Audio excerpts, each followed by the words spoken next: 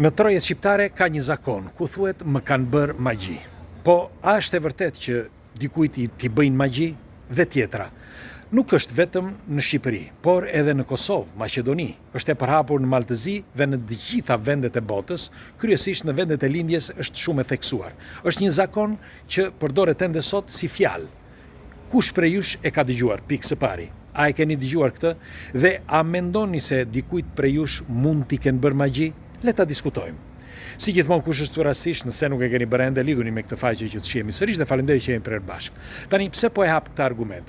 Një shoqja jon na ka shkruar pikërisht pardje dhe unë doja që ta diskutoja me ju. Na ka shkruar që para shumë kohësh, por pardje për të më falenderuar.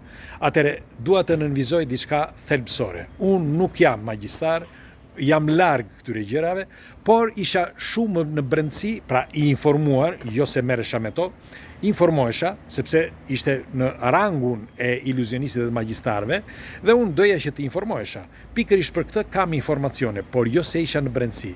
Por jam larguar nga këto dhe ndonse jam larguar, kam informacione që doja që t'i ndaja me ju, sepse siç e kam thënë për herë, unë ndihmoj ju më ndihmoni mua dhe kështu me radhë. Pra, në qoftë se kam informacione, do të dëshiroja që secili prej jush pra të marr informacione që di unë se ndoshta brenda atyre informacione mund të ketë dhe gabime, që padyshim ka, sepse jo të gjitha i dim. Atëre, duhet të dini që nuk ka vend të botës që nuk flasin pikërisht për këtë. Për magji, bile do t'ju them, edhe në Amerikë ka kohë, pra vitet e fundit që kur doli dhe ai Zaku, ai nëse mani mend ai Zaku që bënte ato seduta spiritika, si thoshin, ato spiritizm, apo shkonte dhe kërkonte energji ose shpirtra në për vende të braktisura, që atëherë në të gjithë Amerikën është shtuar kaq shumë sa që tani mendohet që 13% e amerikanëve pretendojnë se ka forma të tjera jete që ndikojnë në jetën tonë të përditshme. Disa i quajnë fantazma, disa i quajnë shpirtra, e megjithatë ato ndikojnë në jetën tonë të përditshme. Dhe ky është fakt. Pra që janë 13% të amerikanëve që besojnë në këtë. Tjetra, që është akoma më e rëndësishme, në trojet shqiptare ende sot nuk ka zonë të Shqipërisë që s'ka njerëz që pretendojnë pikërisht këtë. Thonë që ka energji të keqe në një shtëpi, në një vilë, apo në një tokë, pra edhe në vendet e shenjta apo jo të shenjta. Tjetra, që është akoma më e rëndësishme, është fakti që edhe në filmin Supernatural, qofse keni parë, flitet pikërisht për këtë gjë. Flitet për demon, flitet për shpirtra të këqij, madje flitet për vampirizëm dhe për të gjitha këto. Dhe njerëzit besojnë akoma më shumë, jo vetëm në Amerikë, por në mbar botën, por në Shqipëri është shumë e theksuar. Vazhdojnë ende sot, thash bëra këtë parantezë, më ndiqni me kujdes, bëra këtë parantezë për të kuptuar që ka shumë njerëz që pretendojnë që ka me të vërtetë shpirtra të këqij dhe që ka një vend ku është vend i keq, ose energji e keqe, ose që i kanë bërë magji, qoftë njeriu, qoftë atij vendi. Atëre, unë nuk dua që të zgjatem shumë tek magjia, sepse magjia, siç e kam thënë dhe për herë, është e vërtet për mendimin tim, sepse ashtu siç edhe fjalët janë vibrime. Çdo gjë që na rrethon është vibrim. Fjala është vibrim, ashtu siç edhe mendimi, ashtu siç edhe shikimi, çdo gjë. Dhe në qoftë se fjala, pra duke qenë një vibrim, dhe ashtu ndikon edhe në fushën magnetike që është përreth nesh. Dhe një fjalë, varet se si është ajo fjalë dhe kombinimi i fjalëve bën keq ose bën mirë. Në qoftë se e keni vënë re, për shembull do t'jap një fakt. Në qoftë se keni vënë re, ju thoni për shembull, përdorni fjalën Zoti të bekoft. Është një fjalë e mirë dhe njerëzit e dinë shumë mirë që ti kur e thua me gjithë shpirt, atë e bekon Zoti, ose më mirë, jetën mirë në jetë. Anasjeltas, kur e mallkon njërin, pse i ndodh keq? Pra ti kur e mallkon dikë, pse ati i ndodh keq? Ndodh diçka e keqe. Përse? Ka raste të dokumentuara për këtë dhe po i thoshja, këto janë fakte që tregojnë që ka diçka në fjalët e njeriut.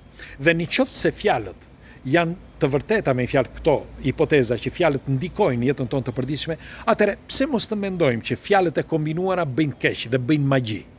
Pra për këto dhe të tjera, unë them që magjia ekziston. Tani lind pyetja, si mund të shpëtosh nga magjia?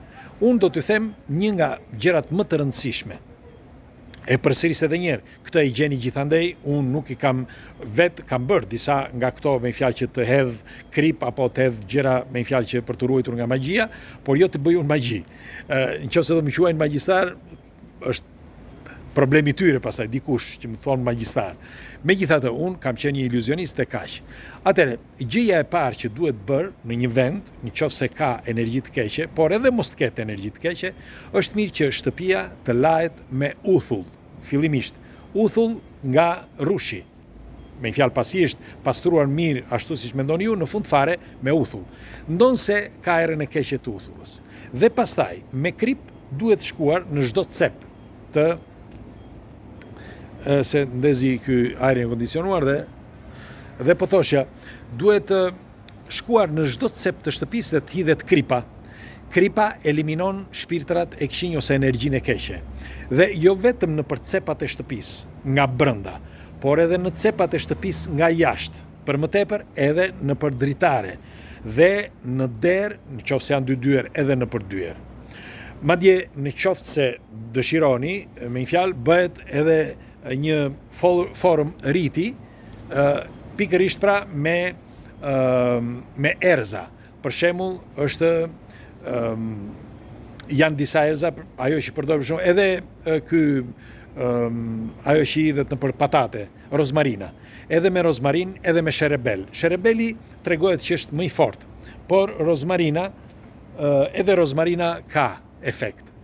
Dhe po thosha, është shumë nxehtë tu se kanë ndezur këtë ajër kondicionuar tani dhe del ajri ngrohtë nga këto hyrjet.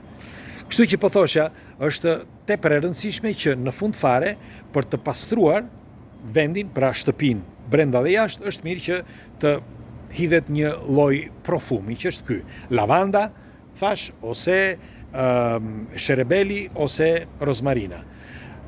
Sherebeli është ai më i rëndësishëm, pastaj vjen lavanda dhe pastaj rozmarina. Janë të gjitha këto herbs, si mund të quhen, që përdoren edhe në për kisha dhe xhamia, për ata që nuk e din.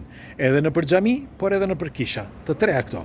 Kështu që unë ja u thash sepse shumë prej jush më shkruajnë ende sot dhe unë nuk di se si të përgjihem, unë kam thënë me 10 herë, ndaj po bëj një video të përbashkët. Tani, gruaja në fjalë që thash që kjo zonjë që më shkruajti para dje, për të më falenderuar, sepse përveç kësaj ka dhe një metodë tjetër. Metoda tjetër është të ikësh fare nga vendi.